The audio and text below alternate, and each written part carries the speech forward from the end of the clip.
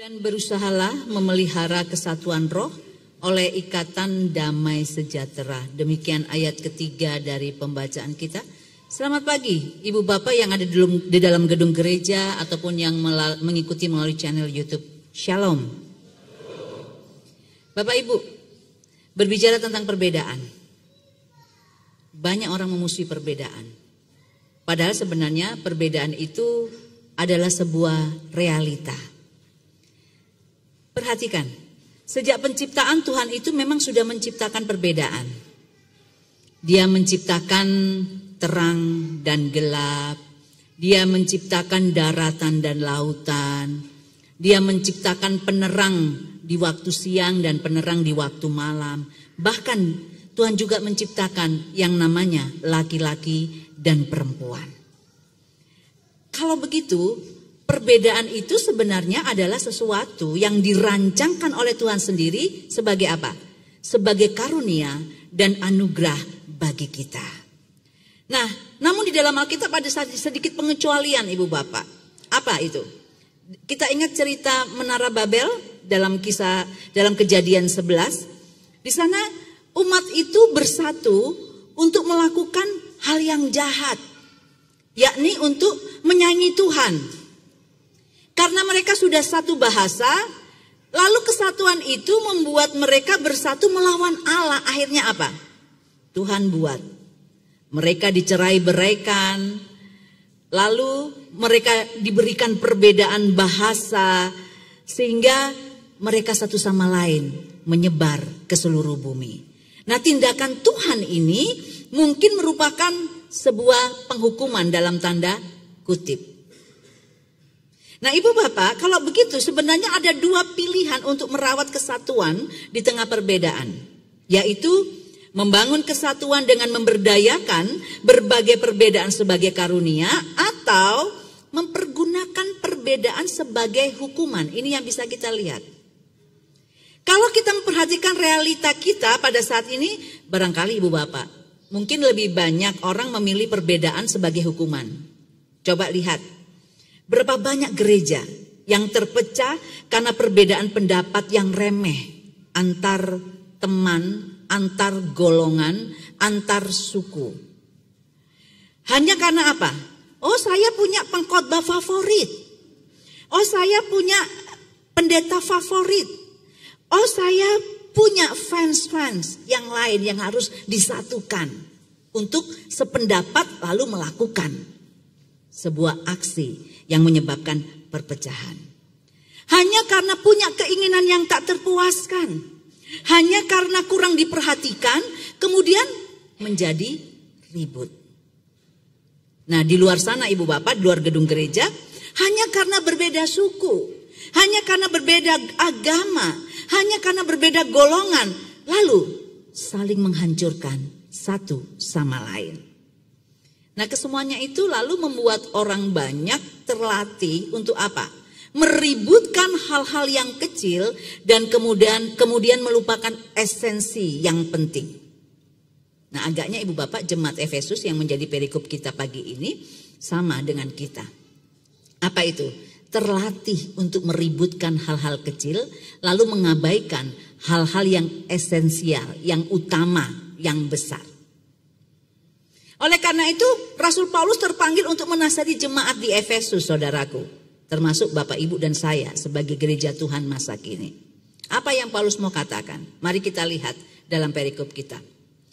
Yang pertama, Paulus mengingatkan jemaat untuk hidup berpadanan dengan panggilanmu. Mari kita baca ayat 1 ini. 3, 4. Aku seorang tahanan karena Tuhan menasihatkan kamu supaya hidupmu sebagai orang-orang yang telah dipanggil berpadanan dengan panggilan itu. Ini Alkitab terjemahan baru edisi 2. Makanya kalau Bapak Ibu Alkitabnya masih lama, belum sama dengan saya yang ini sambil promosi ini ya. Kalau pendeta pasti selalu duluan. Kenapa? Karena jemaat sayang toh. Jadi Bu Pendeta ini Alkitab TB baru, silakan ambil, oh puji Tuhan. Jadi barang-barangnya pendeta itu banyak yang mereknya Casio. Dikasih orang. Tapi Tuhan yang suruh tentunya toh untuk jadi berkat buat pendeta. Itulah namanya dipelihara Tuhan. Nah jadi Bapak Ibu silakan beli Alkitab ini. Nanti lama-kelamaan kita akan membiasakan diri untuk bersama-sama memakai Alkitab ini. Nah sekarang boleh berbeda, no problem. Yang beda itu cuma kata-kata kecil aja, lebih disempurnakan, lebih sederhana bahasanya, itu saja. Nah Bapak Ibu, tadi dikatakan sebab itu aku seorang tahanan karena Tuhan menasihatkan kamu supaya hidupmu sebagai orang-orang yang telah dipanggil berpadanan dengan panggilan itu. Apa sih panggilan Allah bagi orang percaya? Kita lihat ayat yang kedua, silakan baca sama-sama. 3, 4. Hendaklah kamu selalu rendah hati, lemah lembut dan sabar. Tunjukkanlah kasihmu dengan saling membantu. Saya mau tanya, siapa di antara Bapak Ibu yang punya roh rendah hati, angkat tangan. Rendah hati loh, bukan rendah diri. Rendah diri itu minder. Rendah hati itu berarti hatinya merendah, walaupun mungkin dia punya pangkat, punya jabatan, walaupun dia orang tua, tapi dia punya kerendahan hati untuk mengakui yang lainnya. Siapa di antara Bapak Ibu punya roh kerendahan hati? Angkat tangan. Amin. 1, 2, yang lain 3. Gak usah malu-malu. Aduh, saya berharap semua dalam ruangan ini punya roh kerendahan hati. Oleh karena itu saya ajak Bapak Ibu untuk angkat tangan sama-sama. Masih ada yang belum angkat tangan? Malu? Kiranya rendah hati itu menjadi berkat untuk Bapak Ibu yang mengangkat tangannya. Amin. Iya. Jadi di sini dikatakan rendah hati. Terus apa lagi? Lemah lembut. Siapa yang lemah lembut? Kalau ngomong dengan pasangannya, dengan anaknya, dengan cucunya, dengan temannya, angkat tangan. Wah, puji Tuhan masih ada. Yang lain gak lemah lembut. Ini bedanya ya kalau sama anak sekolah minggu langsung cepat. Kalau orang tua pelan langsung masuk lagi. Terus sabar. Siapa yang punya roh sabar? Angkat tangan.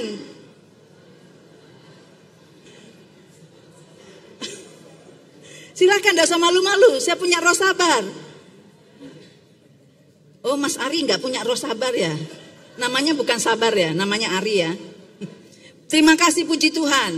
Bapak Ibu, ini yang mau Paulus katakan. Jadi Paulus berbicara kepada seluruh jemaat Efesus untuk apa? Saling mengasihi lewat hidup apa? Lemah lembut, sabar satu sama lain, juga saling membantu. Bapak Ibu, ada salah satu dari keluhan para ibu-ibu ya, emak-emak, ibu-ibu rumah tangga adalah mereka itu sering harus mengerjakan pekerjaan rumah tangga seorang diri. Kenapa? Bu Pendeta, saya capek. Suami anak-anak saya nggak mau membantu pekerjaan saya. Suami saya kalau pulang kerja, sudah cuma duduk di depan TV. Menikmati minuman, nggak mau bantu saya. Anak-anak saya juga begitu pulang sekolah, pulang kuliah, nggak ada yang mau bantu saya bersihkan piring-piring di dapur. Ini contoh. Padahal mereka tidak punya pembantu. Harapan mereka apa? Mereka mau dibantu. Ada ibu-ibu yang pernah mengeluh begini? Tapi bukan ibu-ibu yang itu ya yang curhat sama saya ya. Ada ibu-ibu yang mengeluh seperti ini? Banyak? Iya, itu keluhan. Tapi bapak-bapak juga pernah mengeluh begini. Bu Pendeta, istri saya itu kalau ngomong selalu pakai nada tinggi. Bukan do rendah tapi do tinggi. Kalau ngomong itu ngegas terus Bu Pendeta. Padahal saya berharap pulang kerja itu mereka ngomongnya lemah lembut. Supaya hati yang panas di kantor jadi adem. Siapa ibu-ibu yang suka ngomongnya ngegas? Siapa ibu-ibu yang ngomongnya suka pakai do yang paling tinggi bukan do yang paling rendah? Nggak ada ya, di Jatipon ini semuanya baik-baik ibu-ibunya. Terus ada beberapa gereja gereja juga Bapak Ibu yang sangat tergantung pada jasa para profesional atau sukarelawan untuk melayani mereka. Sehingga mereka tidak bersedia ambil bagian membereskan pekerjaan rumah atau gerejanya.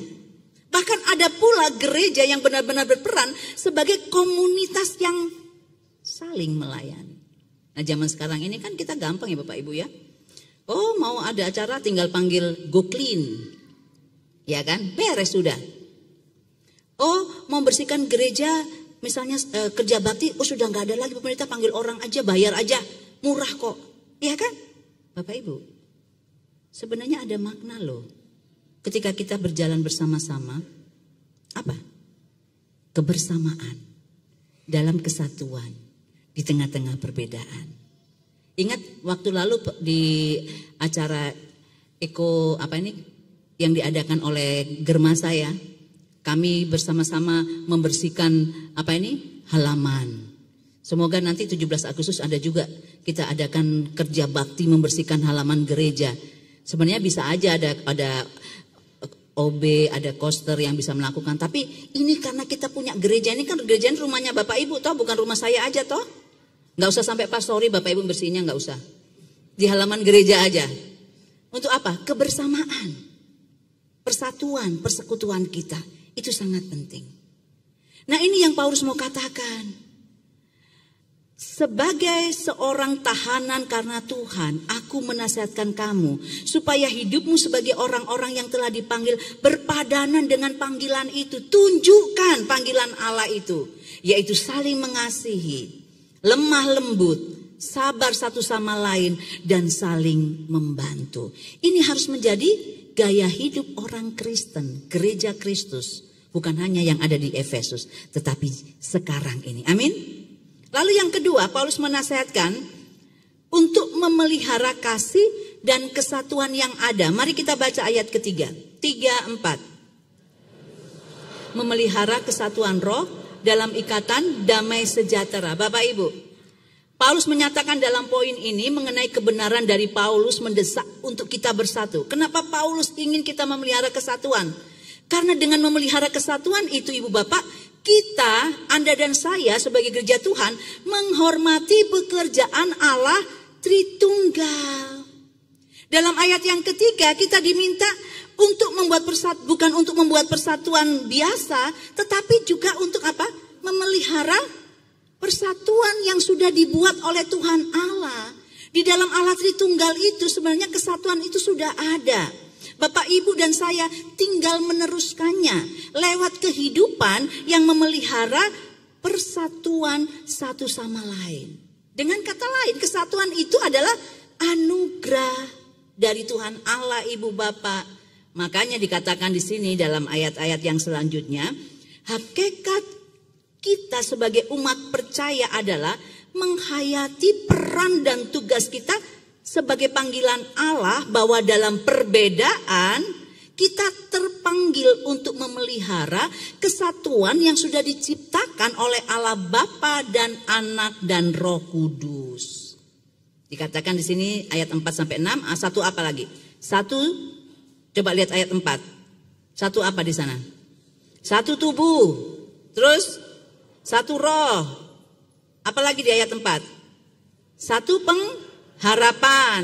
Ayat 5, satu Tuhan, satu iman, satu baptisan. Ayat 6, satu Allah dan Bapa dari semua. Ini Ibu Bapak.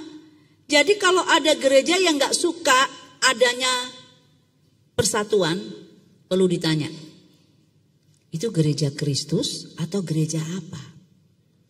Kalau gereja warganya suka dengan pertengkaran, perpecahan, nggak bisa dicocokkan dengan mengatakan, oh saya kan orang Manado, oh saya orang Batak, oh saya orang Jawa, oh saya orang Timur, oh saya orang Ambon, oh saya orang Toraja.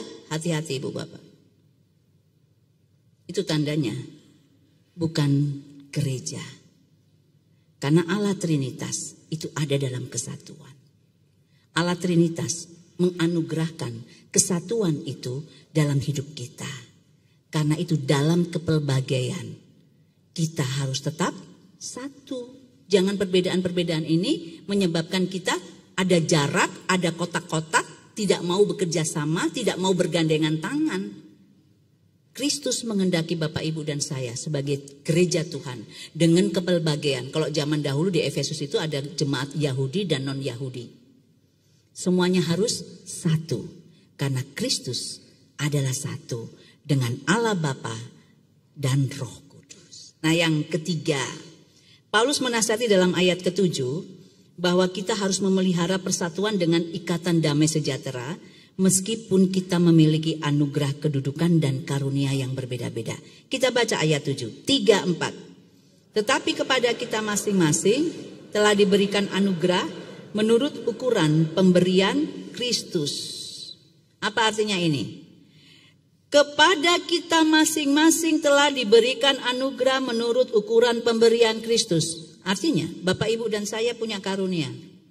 Gak ada orang yang tidak diberikan karunia oleh Tuhan. Mari kita pakai karunia itu untuk apa? Melayani Tuhan. Kalau yang namanya karunia tentunya satu sama lain gak sama dong Bapak Ibu. Jangan ketidaksamaan itu membuat kita saling memusuhi. Tapi dalam ketidaksamaan itu kita harus memakai karunia itu untuk melayani Tuhan. Karena Bapak Ibu dan saya adalah satu tubuh. Tubuh Kristus. Dan siapa kepalanya? Kristus. Dengan kata lain Ibu Bapak, kesatuan itu tidak sama dengan keseragaman. Kesatuan sebagai umat Tuhan itu bukan berarti Bapak Ibu dan saya atau semua orang harus memiliki pikiran dan ide yang sama. Tidak. Setiap individu diberikan karunia roh untuk saling melengkapi pembangunan tubuh Kristus. Dan jangan lupa Bapak Ibu, Kristuslah pemersatu kita. Bapak Ibu dan saya adalah anggota tubuhnya. Kristus adalah kepalanya. Sebelum kita bisa berhubungan Bapak Ibu dengan anggota satu sama lain, apa yang harus kita lakukan? Bapak Ibu dan saya harus terlebih dahulu menyatu dengan Kristus sang kepala. Ibaratnya internet Ibu Bapak. Internet, kalau kita belum terkoneksi dengan internet, Bapak Ibu nggak bisa buka Facebook toh? Bapak Ibu nggak bisa buka Instagram toh? Bapak Ibu nggak bisa lihat email toh? Semua medsos nggak akan bisa kita buka. Kenapa? Tidak terhubung dengan internet. Nah, Yesus itu bak internet. Kalau Bapak, Ibu dan saya secara pribadi tersambung dengan Kristus, otomatis kita juga bisa tersambung dengan sesama. Amin. Karena itu menyatulah dengan Kristus Ibu Bapak. Jangan pernah meninggalkan Kristus. Selalu melekat kepada Kristus. Dan hati-hati Ibu Bapak. Perpecahan itu selalu ada di mana-mana. Sejarah gereja mencatat bahwa betapa pahitnya ketika seseorang memandang perbedaan itu sebagai alat untuk menghancurkan yang lain. Bapak Ibu ingat Hitler? Hitler dengan bangsa Aryanya, chauvinisme, itu membuat apa? Perbedaan-perbedaan, peperangan, kematian. Kemudian kita tengok tragedi-tragedi yang ada di Indonesia. Terjadi karena apa? Masalah perbedaan. Padahal kita sudah punya Pancasila dan Bhinneka Tunggal Ika. Kita tidak mau sejarah lama itu terulang kembali. Bapak Ibu tahu ungkapan Bhinneka Tunggal Ika? Ungkapan Bhinneka Tunggal Ika ini berasal dari bahasa Sanskrit yang terdapat dalam buku Sutasoma karya Empu Tantular pada zaman Majapahit. Jadi semboyan Bhinneka Tunggal Ika ini digunakan sebagai semboyan nasional sejak awal kemerdekaan Indonesia. Untuk apa? Mendorong semangat persatuan dari bangsa Indonesia yang terdiri dari suku bangsa, budaya, agama. Karena itu kita junjung tinggi Bhinneka Tunggal Ika ini dalam kebersamaan. Lalu Mahatma Gandhi pernah mengatakan begini Ibu Bapak. Sesungguhnya musuh itu tidak ada. Yang ada adalah saudara yang berlainan pendapat. Jadi dari semua ini kenapa kita takut harus bersatu Ibu Bapak? Selain kesatuan itu memang dengan perbedaan yang ada, itu diciptakan oleh Allah. Perbedaan-perbedaan itu sebenarnya sesuatu yang indah. Perbedaan-perbedaan dan keberagaman itu adalah sesuatu yang dianugerahkan Allah kepada ibu bapak dan saya. Dalam perbedaan dan keberagaman ini, Bapak Ibu dan saya terpanggil untuk melaksanakan panggilan dan pengutusan Allah dengan penuh kesetiaan. Oleh karena itu, ketika Bapak Ibu setuju bahwa kita adalah anak-anak Allah yang harus hidup dalam kesatuan di dalam perbedaan, ya kan? Berarti Bapak Ibu ketika mendengar firman Tuhan ini terpanggil dong untuk juga boleh menjadi pelaku-pelaku firman Tuhan yang menegakkan persatuan dalam perbedaan yang ada. Maka saya mau mengajak Bapak Ibu saat ini untuk mengaminkan firman Tuhan ini dengan cara saling berjabat tangan di kanan kiri, lalu katakan, tolong tulisan, katakan kalimat ini. Kita ucapkan bersama dulu baru kita salaman. 3, 4. Aku mengasihimu dan aku siap berjalan bersamamu dalam mengemban panggilan dan pengutusan Allah dalam dunia. Sekarang silakan bersalaman dengan mengucapkan kalimat ini.